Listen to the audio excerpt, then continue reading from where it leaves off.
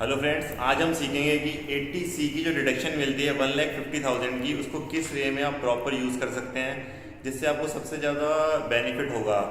बहुत से लोग कंफ्यूज रहते हैं टैक्स सेविंग के लिए कि आप 1,50,000 की जो डिडक्शन है वो किस वे में यूज़ करें। तो सबसे पहली चीज़ जो आपको करनी है, आपको एक टर्म इंश्योरेंस लेना पड़ेगा जिसकी वैल्यू अगर आपकी एज के अकॉर्डिंग होती है। अगर आप मान लीजिए आप 26 ईयर्स एज है, जैसे 25-26 ईयर्स, तो आपकी टर्म प्लान की 1 करोड़ का जो टर्म प्लान लेंगे उसकी जो प्रीमियम आएगा अप्रोक्स 10,000 आएगा। तो जो 1.5 लाख की डिडक्शन है उसको आप 10,000 रुपीज़ उसमें आप टर्म प्लान ले लीजिए। अब आप सोच रहे होंगे कि टर्म प्लान होता क्या है, उसके लिए आप मेरा पहला वीडियो देख सकते हैं, लेकिन फिर भी मैं आपको शॉर्ट में समझा देता हूँ। टर्म प्लान एक बेसिकली होता है कि अगर आप बाई चांस आपने कुछ हो गया तो अपनी फैमिली को अपने जाने के बाद आपका करीब जो आपका जो सम इंश्योर्ड है, जैसे अब मैंने प्लान ले लिया 1 करोड़ रुपीज़ का, तो उसका जो मेरे को प्रीमियम पे करना पड़ेगा हर साल 10,000 रुपये पे करना पड़ेगा। तो उसके लिए मुझे बाई चांस कभी भी कुछ हुआ किसी को भी, तो फिर आपको 1 करोड़ आपकी फैमिली को मिल जाएंगे, तो आपका सिक्योर भी होगा और अमाउंट। तो ये टर्म प्लान हमेशा आप हर किसी को लेना चाहिए।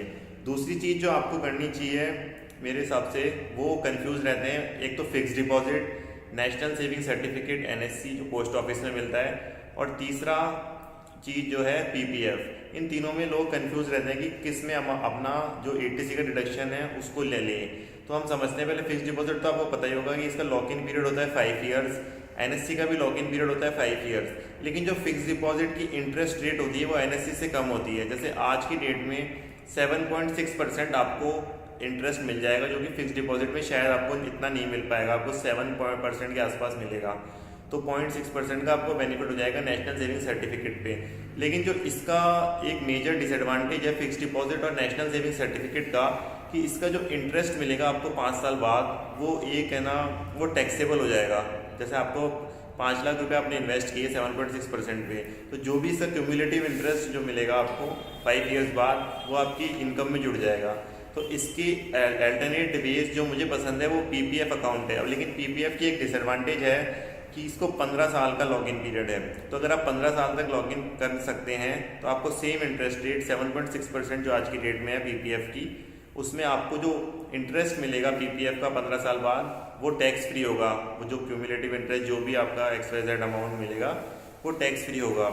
अब इसके बाद जैसे आपने 1.5 लाख रुपए थे हमारे पास, 10,000 हमने टर्म इंश्योरेंस में डाले। अगर आपकी एज ज़्यादा है तो 15,000, 16,000, 20,000 जो भी अमाउंट है वो डाल दिए।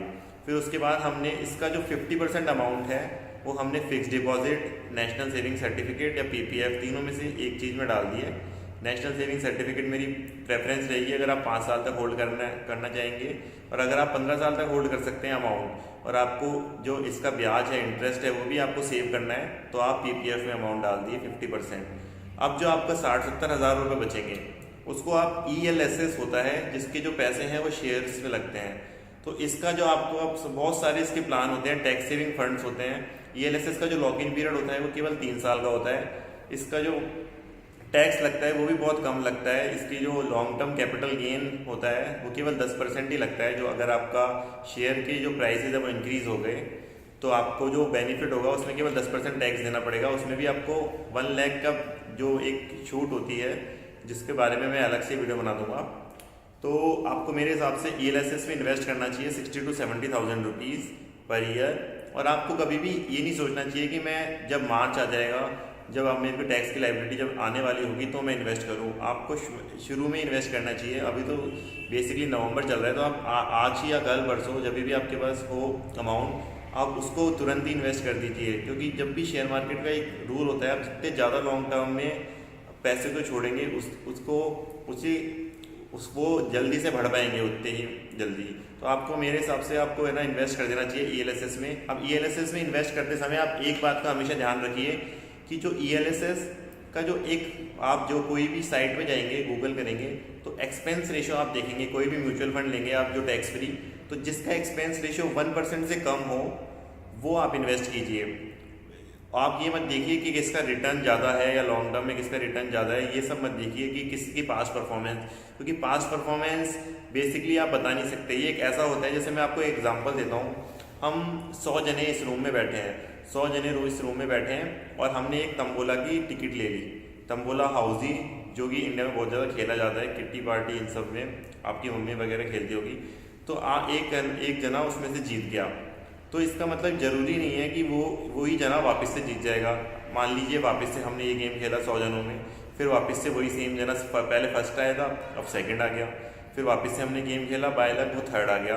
तो इसका मतलब ये ज़रूरी नहीं है कि यही सेम म्यूचुअल फंड में होता है। अगर आपने कोई म्यूचुअल फंड लगाया जिसकी पास्ट 1 ईयर की परफॉर्मेंस बहुत अच्छी है, अच्छी बात है, 2 ईयर की परफॉर्मेंस बहुत अच्छी है, वो भी अच्छी बात है, 3 ईयर्स की अच्छी है, 5 ईयर्स की अच्छी है, लेकिन ज़रूरी नहीं है कि वो आगे की जो परफॉर्मेंस भी उसकी वो होगी। हो सकता है जो उसकी परफॉर्मेंस है पास्ट ईयर की वो बाय लक हो गई हो, तो फिर आप इस वजह से आप है ना ये इसका एक्सपेंस रेशो, जो कि जिसका वीडियो आपको ज़रूर देखना चाहिए मेरा, मैं बार बार बोल रहा हूँ, म्यूचुअल फंड जो भी इन्वेस्ट कर रहा है उसको पहले तो रेगुलर प्लान नहीं लेना चाहिए, डायरेक्ट प्लान लेना चाहिए।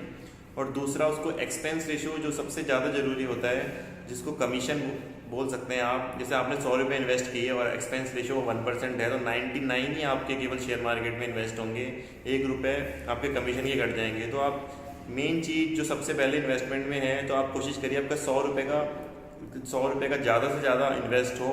आप निफ्टी और सेंसेक्स खरीद सकते हैं। मैं प्लान ढूंढने की कोशिश कर रहा था निफ्टी और सेंसेक्स का टैक्स सेवर, बट मुझे मिल नहीं पाया शायद, तो इसलिए मैं अब ये आपको अपन को मिल तो पा नहीं रहा निफ्टी और सेंसेक्स का कोई टैक्स सेविंग प्लान।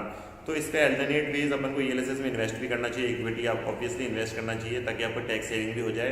तो इसकी जगह आप वो फंड ले लीजिए जिसका केवल एक्सपेंस रेशो कम हो, और उसको छोड़ दीजिए लॉन्ग टर्म में। और आप एक और चीज़ देख लीजिए कि उसमें जैसे निफ्टी 2000 इंडेक्स होता है, एक S&P 2000, तो आप है ना जब भी कोई म्यूचुअल फंड ले तो उसमें लिखा हो S&P 2000। इसका मतलब क्या होता है कि टॉप 200 टॉप 50 कंपनीज का तो कोई म्यूचुअल फंड मुझे मिल नहीं रहा जो टैक्स सेविंग ऑप्शन में है, लेकिन टॉप 200 के काफ़ी म्यूचुअल फंड है जो आप खुद रिसर्च कीजिए। मैं चाहूँ तो मैं भी बता सकता हूँ आपको 2-3 फंड का नाम, बट मैं आपको नहीं बताना चाहता। मैं चाहता हूँ, मेरा बेसिक एम ये है कि आप खुद रिसर्च करके खुद आप सीखने की कोशिश करें कि कैसे आप इन्वेस्टमेंट करें, कैसे आप अपना फाइनेंस मैनेज करें, क्योंकि मोस्टली लोग आप अपना बिजनेस मैनेज कर लेते हैं, आप अपनी सैलरी भी आप अच्छे से कमा पाते हैं, बट एक इन्वेस्टमेंट और फाइनेंसिंग की जो मैनेज करने का तरीका होता है वो सीख नहीं पाते।